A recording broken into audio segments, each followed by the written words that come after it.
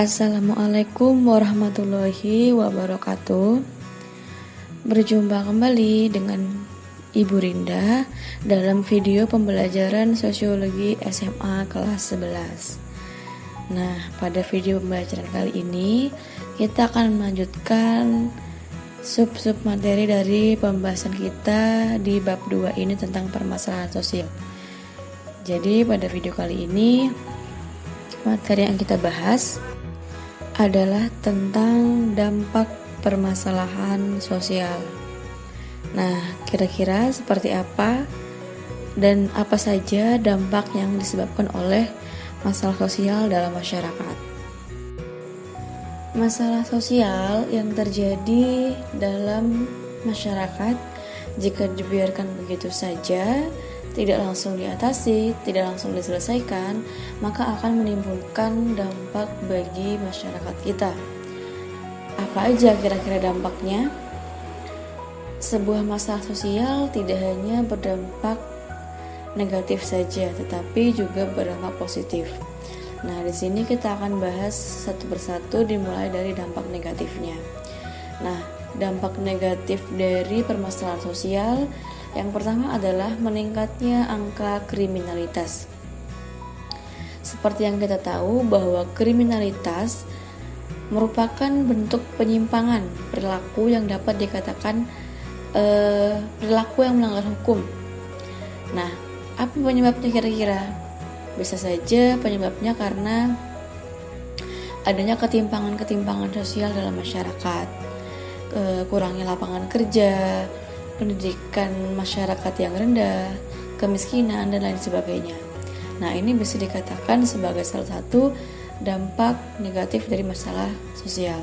Lalu yang kedua, terjadinya disorganisasi sosial dalam masyarakat. Nah, adanya ketidakseimbangan ya dalam masyarakat. Lalu yang ketiga, adanya perpecahan kelompok. Dengan adanya masalah sosial, itu dapat memecah belah suatu kelompok. Karena apa? Tidak ada lagi yang namanya keharmonisan, persaingan di mana-mana, baik itu persaingan dalam dunia ekonomi, pekerjaan, politik, dan sebagainya. Lalu yang keempat, ada peningkatan kesenjangan sosial dalam masyarakat. Jadi dengan adanya masalah sosial, kesenjangan itu bukan semakin berkurang, malah akan semakin bertambah. Yang kaya akan semakin kaya, dan yang miskin akan semakin miskin. Lalu yang selanjutnya, munculnya perilaku menyimpang. Nah, akibat masalah sosial seperti pengangguran, kemiskinan, maka akan membuat munculnya perilaku menyimpang dalam masyarakat kita. Karena apa? Misalnya orang-orang akan melakukan berbagai cara untuk mendapatkan uang misalnya, meskipun harus dengan cara mencuri, merampok, dan sebagainya. Lalu yang keenam, meningkatnya angka pengangguran. Nah, kalau pengangguran ini sudah jelas ya, ada kaitannya dengan masalah lapangan pekerjaan, pendidikan yang rendah, sehingga ini akan menambah jumlah pengangguran yang akan berakibat negatif bagi masalah sosial. Lalu yang ketujuh, terjadi keresahan dalam masyarakat. Jadi dengan adanya masalah sosial atau perilaku yang bertentangan dengan norma, tentu akan membuat resah masyarakat. Masyarakat tidak akan hidup dengan tenang, misalnya dengan banyaknya kejadian seperti perampokan, pencurian, itu kan sangat meresahkan bagi masyarakat. Nah, itulah tadi beberapa dampak negatif dari permasalahan sosial dalam masyarakat. Baiklah, selanjutnya adalah tentang dampak positif dari adanya masalah sosial. Yang pertama adalah meningkatnya penguasaan ilmu pengetahuan dan teknologi. Nah, seiring dengan meningkatnya kebutuhan akan pendidikan, munculnya berbagai penelitian ilmiah terkait gejala sosial yang telah terjadi semakin menyadarkan masyarakat terhadap pentingnya penguasaan ilmu pengetahuan dan teknologi untuk meningkatkan taraf hidup masyarakat. Lalu yang kedua adalah tingkat pendidikan formal semakin tinggi dan merata. Gejala sosial yang berhasil diatasi akan membawa pemahaman bahwa pendidikan itu penting. Akibatnya, masyarakat akan lebih peduli terhadap pendidikan dan berusaha untuk mendapatkan akses pendidikan, khususnya pendidikan formal yang bisa lebih baik lagi. Lalu yang ketiga, adanya upaya untuk mewujudkan kesetaraan gender. Nah, perkembangan zaman di masyarakat akan meningkatkan kesadaran bahwa laki-laki dan perempuan itu memiliki hak asasi yang sama sebagai manusia. Tidak dibeda-bedakan bahwa lelaki itu lebih unggul. Tidak, ini jelas merupakan pertanda baik, karena dengan adanya kesetaraan gender tidak ada lagi ketimpangan atau judgement dari lingkungan terhadap suatu gender. Jadi semua sama rata, perempuan dan laki-laki sama-sama memiliki hak yang sama, baik itu dalam segala bidang, baik politik, pendidikan, sosial, dan sebagainya. Lalu yang keempat, adanya diferensiasi struktural. Nah, diferensiasi struktural ini mengacu kepada berkembangnya lembaga-lembaga sosial baru. Berbagai macam kebutuhan di masyarakat yang semakin banyak tentu membutuhkan wadah ataupun lembaga baru untuk memenuhi kebutuhan tersebut. Lalu selanjutnya, potensi munculnya nilai dan norma baru. Nah, gejala sosial bisa menjadi penanda bahwa ada nilai dan norma masyarakat yang sudah ketinggalan zaman, sehingga munculnya gejala sosial ataupun masalah sosial diharapkan dapat memunculkan nilai dan norma yang baru sesuai dengan perkembangan zaman. Lalu yang keenam, berkembangnya industrialisasi. Nah, jadi ketika masyarakat sudah mendapatkan pendidikan yang baik, maka produktivitas masyarakat pun akan semakin meningkat dengan sendirinya. Orang-orang banyak yang melakukan produksi dalam berbagai bidang. Hal ini mengakibatkan industri-industri semakin berkembang menjadi lebih baik.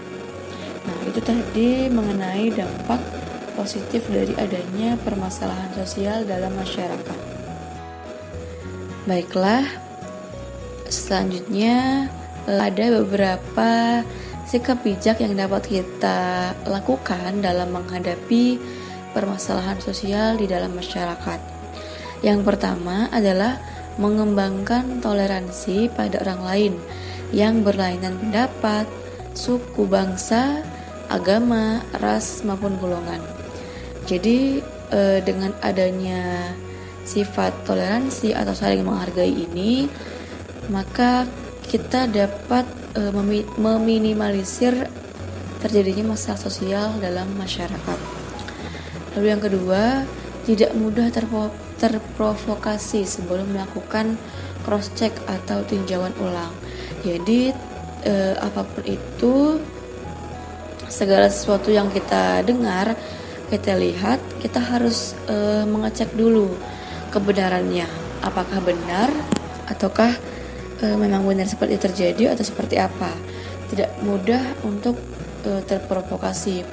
Misalnya dengan melihat sosial media, banyak berita-berita yang tidak sesuai dengan kenyataan ataupun berita-berita hoax. Jadi kita tidak boleh mudah percaya terhadap berita-berita yang tidak benar. Harus kita cek dulu kebenarannya. Lalu yang ketiga, membiasakan diskusi sebelum memutuskan suatu perkara.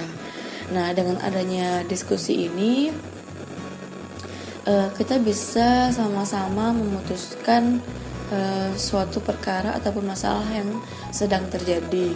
Jadi, semua itu dirembuk dulu, didiskusikan dulu seperti apa baiknya. Nah, itu adalah beberapa sikap bijak dalam menghadapi masalah sosial. Selanjutnya ada upaya penanganan permasalahan sosial dalam masyarakat. Nah, jadi ada beberapa cara yang dapat kita lakukan dalam menangani masalah sosial yang terjadi dalam masyarakat. Yang pertama adalah upaya preventif. Nah, apa itu upaya preventif? Yaitu usaha pencegahan atau antisipasi agar permasalahan sosial tidak terjadi.